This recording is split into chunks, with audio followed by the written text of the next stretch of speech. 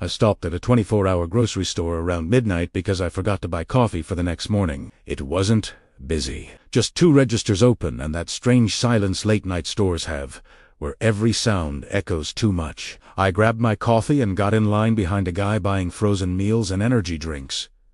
He looked exhausted. Holy up, eyes half closed.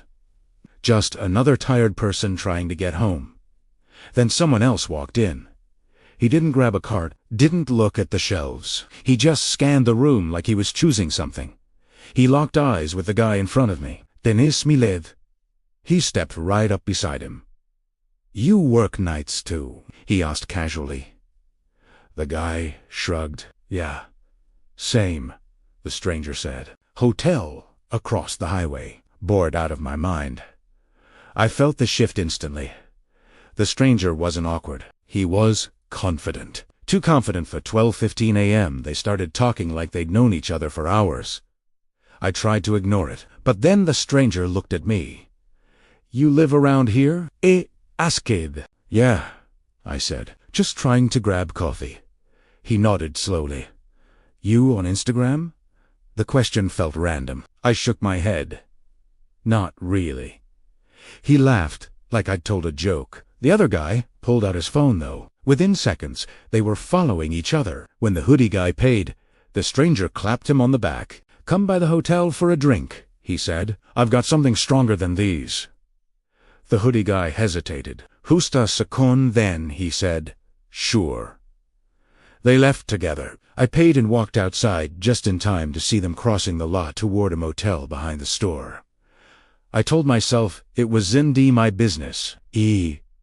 Drove home. By 1 a.m. I was in bed scrolling mindlessly through my phone. That's when I saw it. A notification. Someone I didn't know had started a live video.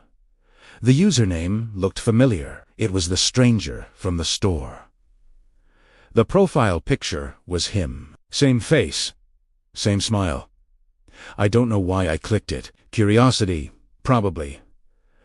The live opened.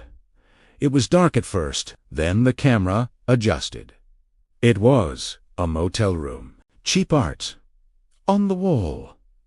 Patterned carpet. The hoodie guy was sitting on the edge of the bed, laughing awkwardly. The stranger was holding the phone. Got a new friend tonight, he said to the camera. There were only 3 viewers. I almost exited. Then the stranger turned the camera toward the hoodie guy. You trust me, right? Asked. The hoodie guy laughed again. Yeah, man. The stranger smiled at the screen. Good. The live glitched for a second. When it came back, the hoodie guy wasn't laughing anymore. He looked confused. Then nervous. The stranger stepped closer to him. The comments started appearing. Is this real? What's going on? My chest tightened. The stranger leaned into the camera. Don't leave, he whispered. Then the screen shook. The hoodie guy tried to stand up. The camera tilted. There was shouting. The live kept going. Not clear enough to understand everything. Clear enough to understand something was very wrong. The comments exploded. People thought it was fake. A stunt. Performance art. The stranger's face filled the screen again. Calm, smiling. Still here? He asked. The view count climbed. I felt sick, because the more people stayed, the more confident he looked. The hoodie guy tried to crawl away. The stranger dragged him back into frame. The comments slowed. People were realizing. This wasn't staged. I could see the motel number on the wall behind them. I replayed it in my head. The motel behind the grocery store, the one I saw them walk toward. My hands started shaking. I left the live and called 911. I told them everything. The grocery store, the motel location, the live video. They told me to stay on the line. While I did, my phone buzzed again. The stranger had sent me a direct message. I froze. I hadn't commented. I hadn't interacted. I had only watched. The message said, I remember you. My blood went cold. Another message came seconds later. You didn't follow me. The dispatcher was asking me questions, but I could barely hear her. The live was still running. The view account kept climbing. The stranger looked into the camera again. "This is why you don't ignore invitations," he said. Sirens wailed faintly in the background of the live. The stranger heard them. He looked toward the door, then back at the camera. He leaned close. "So many witnesses," he whispered. Then the live ended. The police later told me they found the motel room, but the stranger was gone. The hoodie guy didn't make it. They tracked the account. Burner phone. Fake name. The grocery store cameras showed his face clearly, but no one could identify him. I think about that night a lot, about how easily I could have been the one he chose, how easily I could have said yes. But what scares me more is something else. He didn't care about hiding. He cared about being seen, and the more people watched, the more powerful he became. Sometimes, when I am scrolling late at night and I see a random live pop up from someone I don't know, I feel my stomach drop, because now I understand something I didn't back then. Some people don't want followers. They want witnesses. I didn't think adding him back meant anything. It was just a random friend's suggestion on Snapchat. Mutual friends. Same city. Same age. His name was Evan. He sent the first snap within seconds. A normal selfie. Nothing weird. "Hey, think we live in the same complex?" That part made me pause. I asked which one. "Eh? Neymen Mine." That should have been the first red flag, but I brushed it off. It was a big complex. Lots of people lived there. We kept snapping. Nothing flirty at first. Just random daily stuff. Work complaints. Gym selfies. Coffee cups. It felt harmless. After about a week, we got the little yellow heart. Best friends. I laughed when I saw it. I barely even use Snapchat anymore. But Evan did. He'd snap me good morning, good night, send streaks even if I didn't respond. He started noticing things. "You always park on the 3rd level." I froze when I read that. I asked how he knew. He said, "I've seen your car." I told him that was weird. He replied with a laughing emoji. "You said we live in the same complex." That was technically true, but something felt off. I stopped replying as much. That's when he changed. The snaps got longer, more intense. "You don't talk like you used to." Did I do something? "I feel like you're pulling away." I told him I was just busy. He responded immediately. "I can come over. I'll bring food." I didn't give him my apartment number. He sent a snap back. "You're 3B. Right." My chest tightened. I had never told him that. I typed slowly. "How do you know that?" There was a long pause.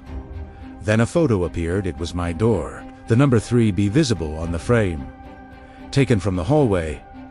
My hands went numb. I didn't respond. He sent another message. "You forgot to turn off your porch light." I rushed to the door and looked through the peephole. The hallway was empty. My phone buzzed again. "Don't do that," he wrote. "It makes you look scared." I backed away from the door. I called my sister. She told me to call the police. But what would I say? A guy I snapped with took a picture of my door. He hadn't threatened me. Not directly. That night, I barely slept. The next morning, he snapped like nothing happened. A selfie in his car. Morning. I didn't respond. By afternoon, I had 14 unopened snaps from him. I blocked him. Immediately, my phone buzzed. Different number. Text message. "You can't block the hallway."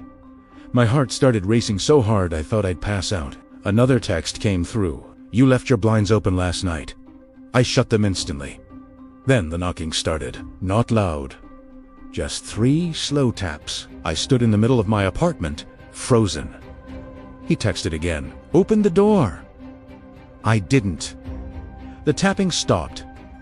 Minutes later, I heard footsteps moving away. I thought it was over. Primera, ua, es, wrong. 2 days later, I came home from work, and the best friend badge was back. Different account, same username, with an extra underscore. A snap came through immediately. It was a photo of my kitchen, taken from inside my apartment. I couldn't breathe. I ran inside. Nothing looked moved. Nothing broken, but something felt disturbed. My phone buzzed again. You didn't lock the balcony door. I checked. It was locked. I looked over the railing. The neighboring balcony was close enough to step across. Another snap appeared, a black screen with text. I told you, I live here too. That's when I understood. He didn't need to break in. He was already inside. The police finally took me seriously when I showed them the photos. They searched the building, checked cameras. They found footage of him entering the complex, but not leaving. They searched my apartment. They didn't find him. They searched the neighboring unit. Empty? But inside the closet of that empty apartment, they found something? A sleeping bag, food, wrappers, and a charger plugged into the wall, connected to a phone. Logged into Snapchat, my account open, my streaks visible, my habits recorded. He wasn't just watching. He was studying. They never caught him. He left before the police traced the account. Sometimes, the best friend badge still pops up. From random user, no snaps, no messages, just the heart. And I don't know what scares me more, that he's still out there, or that he never needed to leave. I didn't even know Snap Map was on. That's the part that still makes me feel stupid. I had just started seeing this girl named Rachel. We met through mutual friends, started talking, then went on a few casual dates. Nothing serious, but it was going somewhere. She told me early on that her ex was a little intense. That was her exact phrase, a little intense. I didn't push for details. I should have. About a month into seeing her, we went out to dinner at a small place downtown. Nothing fancy, just somewhere quiet. Halfway through the meal, Rachel went silent. She was staring at her phone. "What's wrong?" I asked. She shook her head. "Nothing. It's stupid." I reached for my drink and caught a glimpse of her screen. A message from someone named J. Thrill. "Turn it off!" Rachel locked her phone instantly. "Is that him?" I asked. She nodded. I asked how he knew we were here. She hesitated. Then she opened Snapchat again and showed me. Snap Map. Her Bitmoji was sitting directly on top of the restaurant. My stomach dropped. "He shouldn't be able to see that," she said. "But he can." She turned it off immediately. We lived early. On the way back to her apartment, she told me more about him. His name was Jordan. They broke up 6 months earlier. He didn't take it well. He'd shown up at her job once, left flowers outside her door. Nothing violent, just constant. That night, Primerista, Jedober, we double-checked the doors, closed the blinds, tried to relax. Around 1:30 a.m., her phone buzzed. Another message from Jordan. "You're home." Rachel went pale. "I turned Snap Map off," she said. She showed me her phone. Ghost mode was on. Location sharing disabled. He shouldn't have known. Another message came in. "I saw you leave." I felt something shift in my chest, a kind of dread that doesn't spike, it settles. I walked to the window slowly and pulled the curtain back, just a fraction. Across the street, parked under a streetlight, was a car with its headlights off. Engine running. I couldn't see the driver, but I knew. Rachel started shaking. "Call the police," I said. Before she could, her phone buzzed again. This time, it wasn't a message. It was a snap. She didn't want to open it. I told her to. It was a picture of her apartment building, taken from inside a car. The angle matched the one across the street. The caption said, "Come outside." Rachel dropped her phone. We heard something then, not from outside, from the hallway. Footsteps. Slow. Moving toward her door. We bought Fruser. Her phone buzzed again. "Don't call anyone." I grabbed my phone and dialed 911 anyway. While it rang, there was a soft knock on the apartment door. 3taps.com. Controlled. Rachel started crying quietly. Another message appeared. You forgot something. Then came a sound that made my stomach flip. The door handle turning. Slowly. Testing. I shouted that the police were on their way. The footsteps outside paused, then retreated. Fast this time, I ran back to the window. The car across the street peeled away. The police arrived minutes later. They checked the hallway. No one. Checked the parking lot. No one. They took Rachel's phone. Looked at the messages. They asked how Jordan could still see her location if SnapMap was off. Rachel insisted she turned it off. Then one of the officers asked a question that changed everything. Does he have your login? Rachel froze. Her face drained of color. I logged into Snapchat on his iPad once, she said quietly. That's when we understood. He didn't need SnapMap. He didn't need her permission. He was logged in as her. He wasn't watching her location. He was watching her entire life. The police tried to track him, but by the time they went to his apartment, he was gone. He had packed up that night. No forwarding address, no new lease. Nothing. Rachel changed every password, moved out within the month. We stopped seeing each other after that. The stress was too much. But sometimes I still think about that message. You forgot something. It took me weeks to understand what he meant. She forgot to log him out. He never turned SnapMap off. He didn't need to. He was inside the account the whole time. Watching, waiting. And the worst part, if we hadn't noticed that car, if we hadn't heard those footsteps, we might have opened the door.